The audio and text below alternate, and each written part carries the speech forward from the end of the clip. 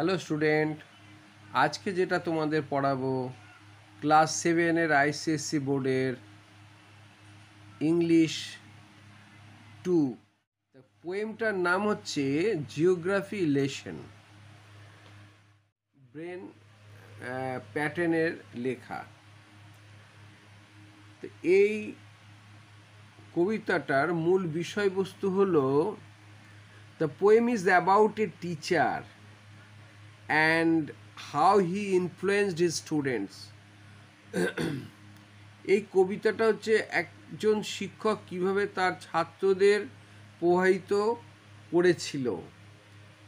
The poet feels, কবি মনে করে that what we learn from our teachers, আমরা আমাদের শিক্ষকদের কাছ থেকে যা শিখি is much more important than the book. বই থেকে আমরা যেটা শিখি তার থেকে ভালো শেখায় আমাদের শিক্ষকরা।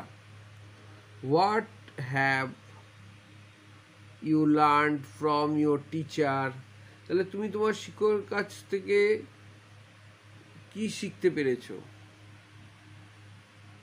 আওয়ার টিচার্স টোল্ড আস, আমাদের শিক্ষক আমাদের বললেন, ওয়ান ডে, একদিন, হি উড লিভ, সে চলে যাবে, and sail across a warm blue sea, পাল তুলে যাত্রা করবে। কোথায় যাবে? পাল তুলে যাত্রা করবে কোথায়? নীল সমুদ্রে পাড়ি দেবে, উষ্ণ নীল সমুদ্রে, অর্থাৎ সেইখানে চলে যাবে, নীল সমুদ্রের ওখানে। To places he had only known from maps, শিক্ষকটি ম্যাপ বই দেখে জায়গাগুলি, যে অনেকগুলো জায়গা দেখেছে, অনেকগুলো জায়গা সম্বন্ধে জেনেছে। And all his life had longed to be, সারা জীবন ওই জায়গাগুলি যাওয়ার জন্য সে ইচ্ছা প্রকাশ করেছে, তার ইচ্ছা হয়েছে, উইজড, তার ইচ্ছা হয়েছে জায়গাগুলিতে যাবে। The house he lived in was narrow and grey, শিক্ষকটি যে বাড়িতে থাকতো সেই বাড়িটা ন্যারো মানে সংকীর্ণ, অর্থাৎ জায়গা অত্যন্ত, ঘরগুলি ছোট ছোট। আর গ্রে, গ্রে মানে ধূসর রং, ধূসর মানে এখানে হচ্ছে পোর কন্ডিশন, মানে ঘরগুলির অসহায় অবস্থা, ঠিক আছে। But in his minds I, কিন্তু শিক্ষকটি তার মনের চোখ দিয়ে, অর্থাৎ কল্পনা করে, হি কুড সি, সে দেখতে পেরেছে, কি দেখতে পেরেছে? Sweet scented jasmine clinging to the walls, জুঁই ফুলের মিষ্টি গন্ধ যেন দেওয়ালে লেগে রয়েছে, আটকে রয়েছে। ক্লিঙ্গিং মানে দেওয়ালে আটকে রয়েছে, to the walls. And green leaves burning on an orange tree, কমলা গাছের যে সবুজ পাতাগুলি সূর্যের আলোতে, সূর্যের তেজে যেন সেগুলি যেন মানে পুড়ে যাচ্ছে। এইগুলি হচ্ছে যে টিচারের, অর্থাৎ শিক্ষকটির কল্পনার জগতের চিন্তাভাবনা, যে শিউলি ফুলের মিষ্টি গন্ধ যেন দেওয়ালে লেগে রয়েছে, কবির যে ঘরের দেওয়ালগুলিতে। আর কমলা লেবু গাছের যে কমলা লেবু হয়েছে, সেই গাছের যে পাতাগুলি, সবুজ পাতাগুলি যেন সূর্যের তাপে উঠলি পুড়ে যাচ্ছে। He spoke of the lands, সেই দেশগুলি সম্বন্ধে বলেছে। হি লং টু ভিজিট, তার ইচ্ছা হয়েছে সেই জায়গাগুলিতে পরিদর্শনে যাওয়া, সেই দেশগুলি ঘুরতে যাওয়া ইচ্ছা হয়েছিল। হোয়ার ইট ওয়াজ নেইভার ড্রাভ অর কোল্ড, বলে যেই দেশগুলিতে যাবে বলে ঠিক করেছে কবি, সেই দেশগুলো অত্যন্ত সুন্দর এবং রঙিন এবং ঠান্ডা দেশ। I could not understand why he never left, মানে কবি বুঝতে পারছেন না কেন তার শিক্ষক যায়নি সেই দেশগুলিতে। অ্যান্ড শুক অফ দ্য স্কুলস স্ট্র্যাঙ্গেল হোল্ড, মানে সেই স্কুলের গণ্ডি ছেড়ে সে কখনো যায়নি কেন? স্ট্র্যাঙ্গেল হোল্ড মানে শ্বাসরোধ। শ্বাসরোধ মানে একই কাজের মধ্যে সকাল বিকেল সন্ধে যেখানে স্কুলে কাজ করছে সেই গণ্ডি ছাড়িয়ে কবি যায়নি কেন? হ্যাঁ, অর্থাৎ তার কবির টিচার যায়নি কেন? হ্যাঁ, সেই জায়গাগুলিতে এইটাই কবি বুঝতে পারছে না। Then half way through his final term, মানে এই জায়গাটা একটুখানি বুঝতে হবে।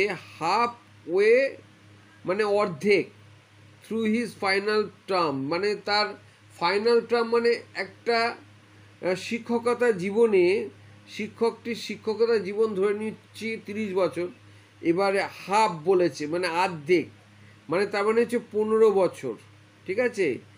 দেন half way through his final term he took ill, যখন তার 15 বছর হলো শিক্ষকতা জীবনে, 30 বছরের মধ্যে আমি ধরে নিচ্ছি, সে অসুস্থ হয়ে পড়লো অ্যান্ড নেইভার রিটার্ন, আর কখনোই ফিরল না। এই জায়গাটা তোমাদের বুঝতে হবে, কখনো ফিরল না মানে সে হয়তো এমনই রোগে আক্রান্ত হয়ে গেল সে আর চাকরি করতে পারলো না, এটা হতে পারে।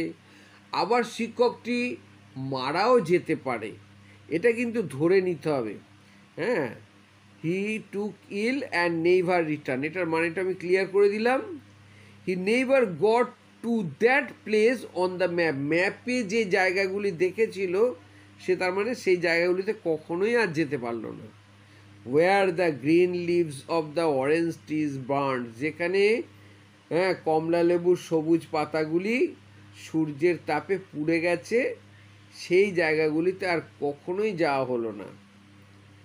The maps were redrawn on the classroom wall, এই কথাটা খুবই দুঃখজনক যে পুনরায় আবার ক্লাসরুমে ম্যাপ আঁকা হলো। মানেটা কি? মানে হলো ওই টিচারের পরিবর্তে যে টিচারটি কবিকে ছোটবেলায় পড়াতে স্কুলে, সেই টিচারটা তো আর এলো না, এবারে অন্য টিচার এলো। এটার মানেটা হলো পুনরায় আবার ম্যাপ আঁকা হলো, মানে তার মানে অন্য টিচার এলো ক্লাসে, ঠিক আছে।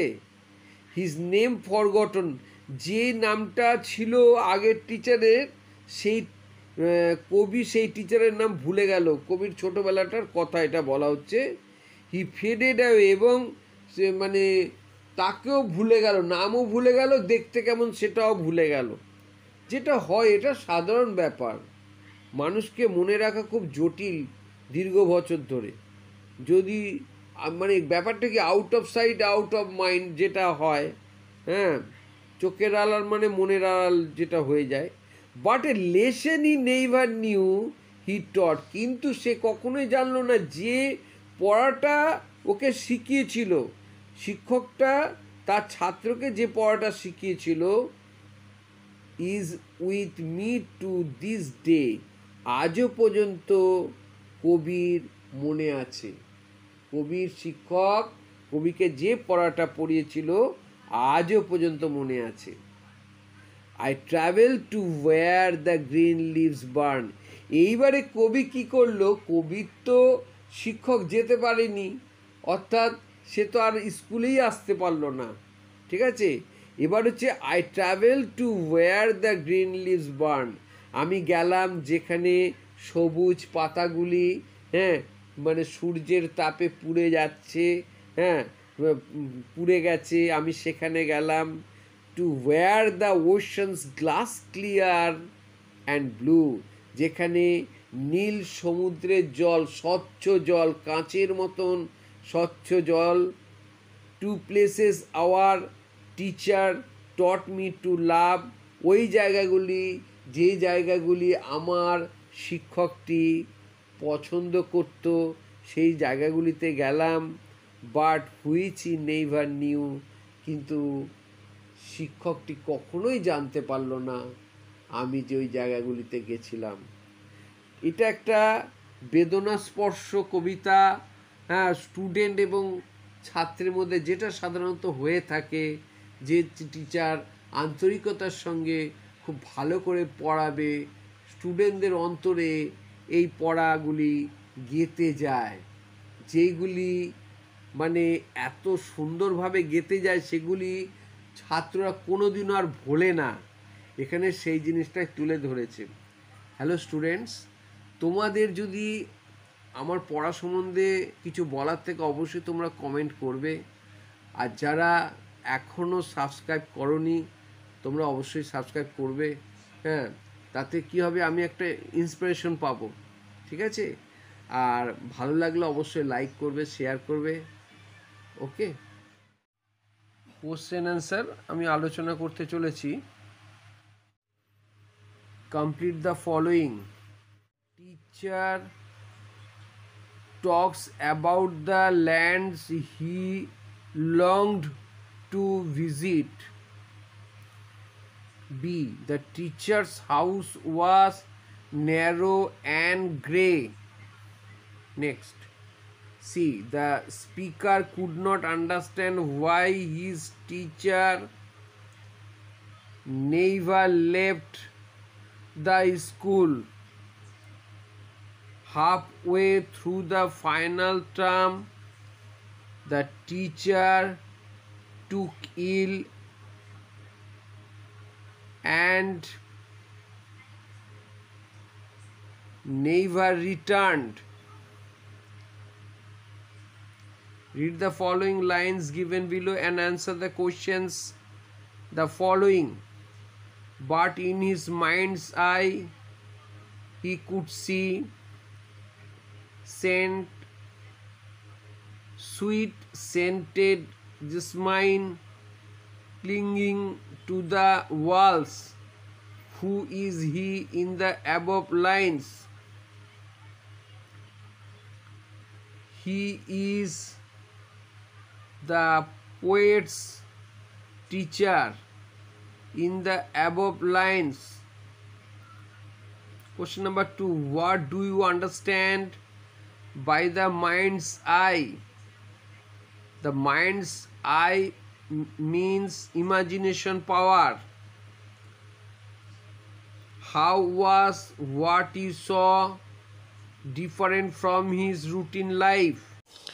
In his mind's eye, he saw sweet scented jasmine clinging to the walls and green leaves burning on an orange tree.